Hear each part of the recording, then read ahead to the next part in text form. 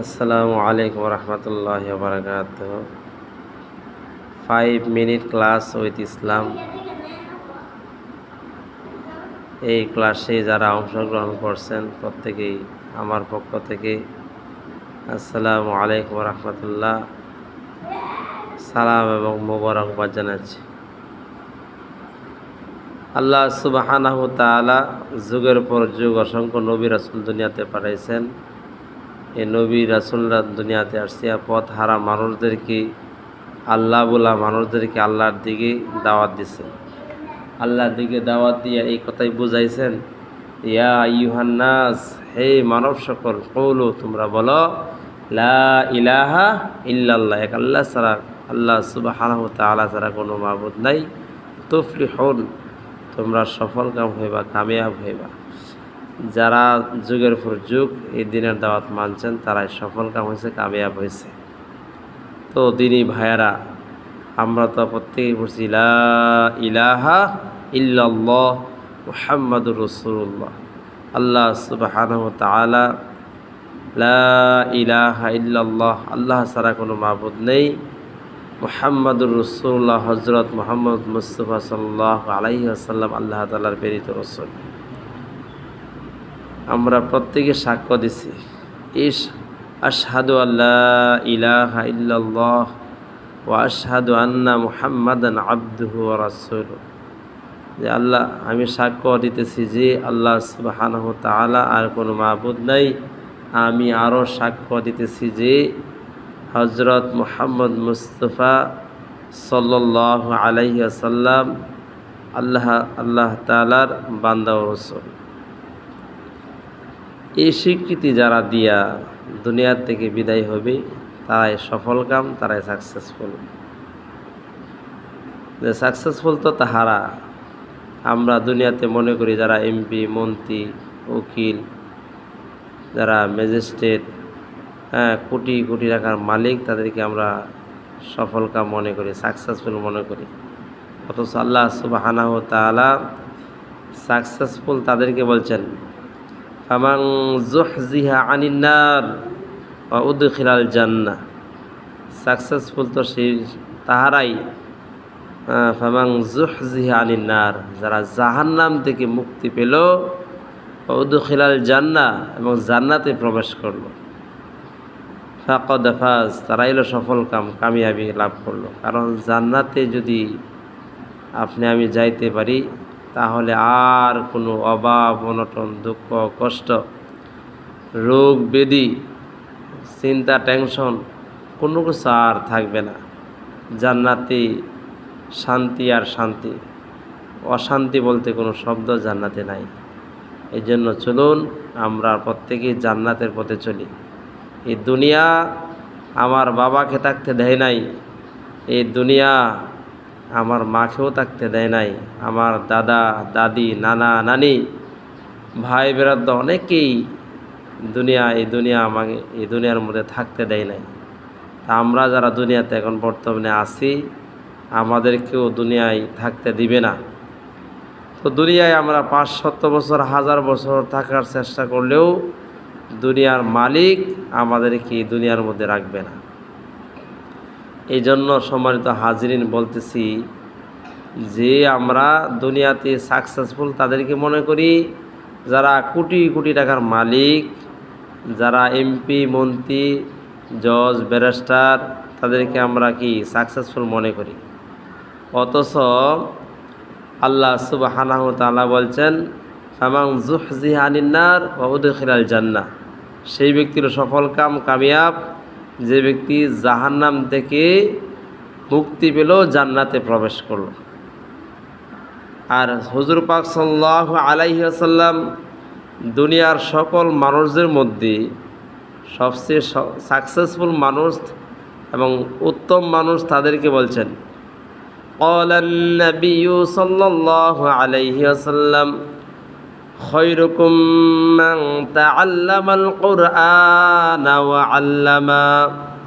হাদিস শরীফের অর্থ, হুজুর পাক সাল্লাল্লাহু আলাইহি ওয়াসাল্লাম ইরশাদ করেছেন, তোমাদের মধ্যে সর্বোত্তম ওই ব্যক্তি যে কোরআন মাজিদ শিক্ষা করে এবং অপরকে শিক্ষা দেয়। হাদিসের মধ্যে আসছে, তোমাদের মধ্যে সর্বোত্তম ওই ব্যক্তি যে নিজে কোরআন শিখে এবং অপরকে শিক্ষা দেয়, সে হলো সর্বোত্তম ব্যক্তি। তাহলে হুজুর পাক সাল্লাল্লাহু আলাইহি ওয়াসাল্লাম জীবদ্দশায় কোনোদিন একটি মিথ্যা কথা বলে নাই।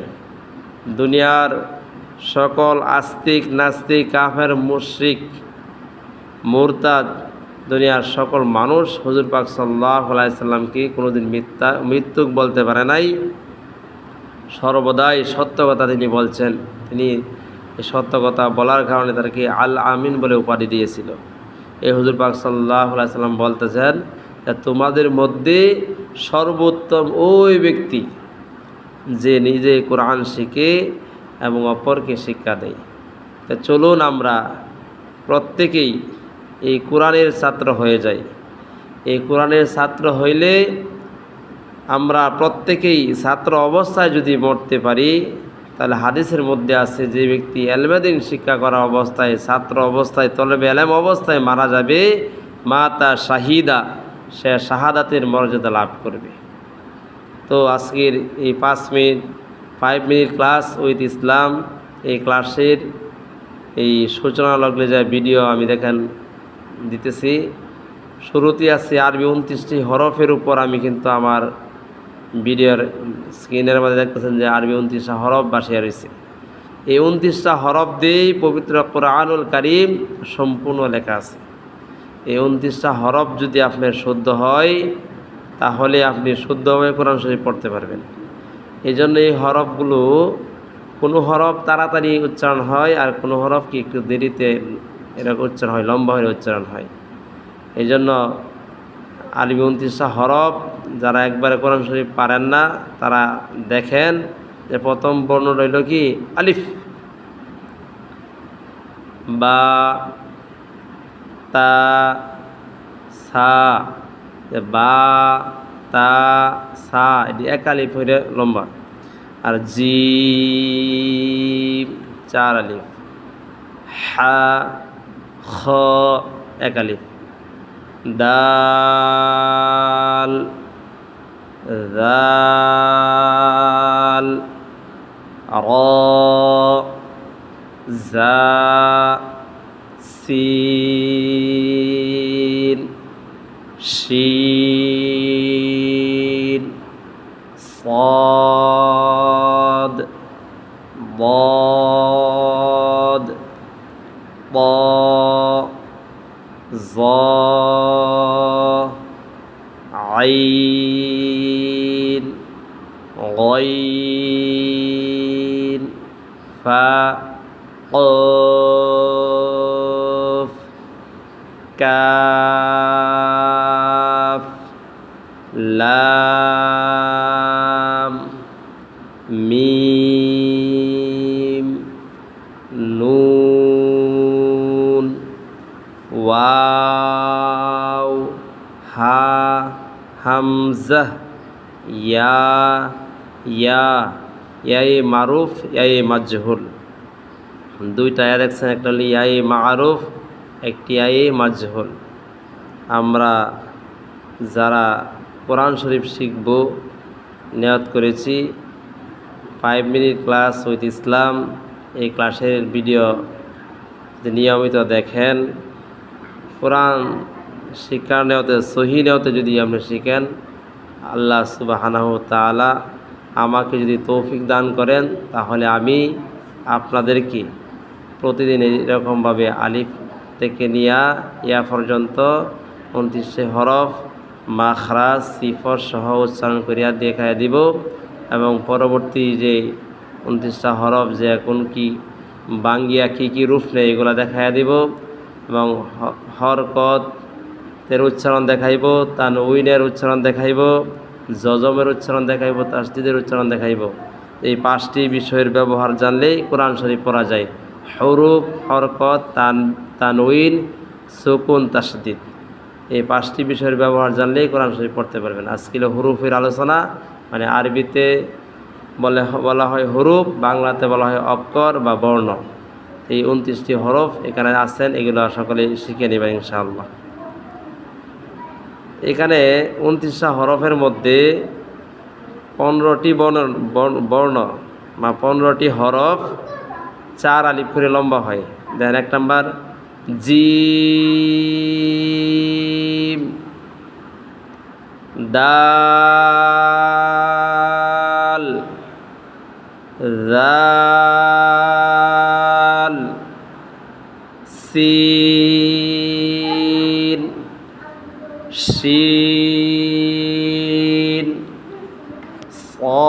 صاد ضاد عين غين قاف كاف لام ميم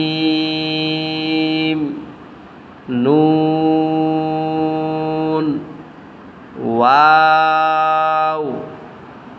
আবার বলি জিম, দাল, জাল, সিন,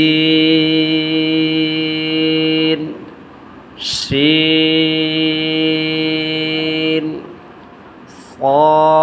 صاد ضاد عين غين قاف كاف لام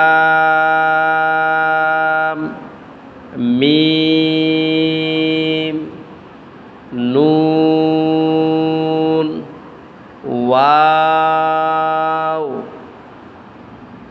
এই 15টি বর্ণ আপনারা একটু লম্বা করে পড়বেন।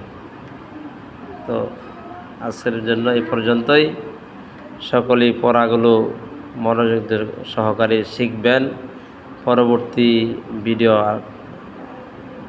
কীভাবে দিলে ভালো হয় আপনারা কমেন্ট করে জানাবেন ইনশাআল্লাহ। আসসালামু আলাইকুম ওয়া রাহমাতুল্লাহ।